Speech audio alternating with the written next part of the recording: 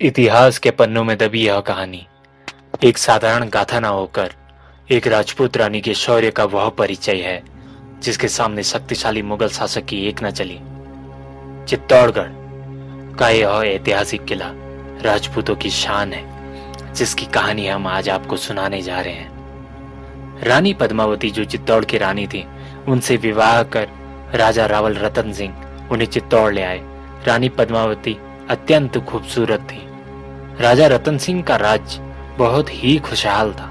वहां बड़े बड़े योद्धा और कलाकार थे जिनकी राजा भी प्रशंसा किया करते थे। राजा रतन सिंह के दरबार में एक संगीतकार, जिसे वहां की जनता उत्तम कोटि का संगीतकार मानती थी, वह छल कपट से अपने प्रतिद्वंदी को हरा देता था। जब राजा रतन सिंह को इस बारे में पता चला तो उन्होंने उसे राज्य से बाहर निकाल दिया। राज्य से बाहर निकाले जाने व अपमान के कारण वह दिल्ली चला गया, इस योजना से कि वो चित्तौड़ में हुए अपने अपमान का बदला ले सके।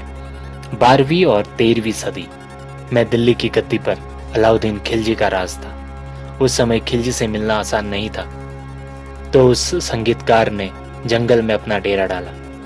वह यह जानता था कि अलाउद्दीन खिलजी शिकार का शौकीन है। कुछ दिन सब्र करने के बाद उसे यह मौका मिल गया। उसने अपनी बांसुरी बजाकर राजा का ध्यान अपनी ओर आकर्षित किया। तब अलाउद्दीन ने अपने सैनिकों को आदेश दिया और कुछ क्षणों में वह संगीतकार अलाउद्दीन खिलजी के सामने पेश किया गया। अलाउद्दीन खिलजी उस संगीतकार को अपने दरबार में बुलाकर उसके हुनर को दिखाने का प्रस्ताव रखते हैं, लेकिन वह संगीतकार बड़ी ही चालाकी के साथ अलाउद्दीन खिलजी को चित्तौड़गढ़ के सारे भेद बता देता है और रानी पद्मावती और उसकी सुंदरता को इस तरह बताता है कि अलाउद्दीन खिलजी पद्मावती को पाने के लिए व्याकुल हो जाता है और फिर वह चित्तौड़ पर आक्रमण करने की योजना बनाता है। जब वह चित्तौड़ पहुंचता है तो किले की अभेद दीवारों को देखकर पूरी सेना देखती रह जाती है। तब अलाउद्दीन खिलजी एक योजना बनाता है और राजा रतन सिंह के पास संदेश भेजता है।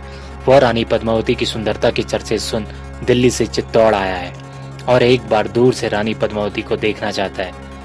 वह रानी पद्मावती को बहन का दर्जा देता है। राजपूत मर्यादा के चलते यह मुमकिन तो नहीं था कि रानी पद्मावती अलाउद्दीन खिलजी के सामने बिना पर्दे के आ जाए, लेकिन राजा रतन सिंह ने अलाउद्दीन खिलजी को रानी पद्मावती को देखने की अनुमति तो दी, साथ ही यह आदेश भी दिया कि वह केवल रानी को शीशे में ही देख सकता है। इस पर अलाउद्दीन खिलजी हामी भरता है और रानी पद्मावती को वह शीशे में देखता है। फिर उसका पूरा राज सही तरीके से स्वागत कर खुद राजा रतन सिंह उसे उसकी सेना के पास छोड़ते हैं। तभी धोखे से वह राजा रतन सिंह को बंदी बना लेता है और रानी पद्मावती को किले से बाहर आने का संदेश भेजता है। राजा को अलाउद्दीन की कैद से मुक्त कराने के लिए रानी पद्मावती ने अपने सेनापति और योद्धाओं के साथ युक्ति बनाई और अलाउद्दीन के पास संदेश भेजा गया कि रानी पद्मावती महल से बाहर आ रही हैं, लेकिन साथ में उनकी दासियां भी आएंगी।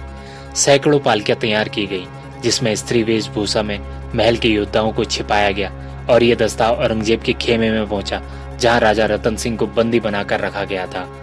कुछ ही देर में इन योद्धाओं ने राजा रतन सिंह को अलाउद्दीन की कैद से मुक्त करा लिया। इतना सब होने के बाद अलाउद्दीन ने महल पर हमला कर दिया। इस युद्ध में राजा रतन सिंह वीरगति को प्राप्त हो गए। जब यह समाचार रानी पद्मावती को मिला तो उन्होंने राजपूताना रीति अनुसार जौहर करने का फैसला किया। जौहर के लिए नगर में एक बड़ा अग्निकुंड बनाया गया और रानी पद्मावती के साथ समस्त महिलाओं ने चिता में कूदकर अपने प्राणों का बलिदान दे दिया। तो दोस्तों, अगर आपको हमारी यह वीडियो पसंद आई तो चैनल को सब्सक्राइब करें और वीडियो को शेयर करें।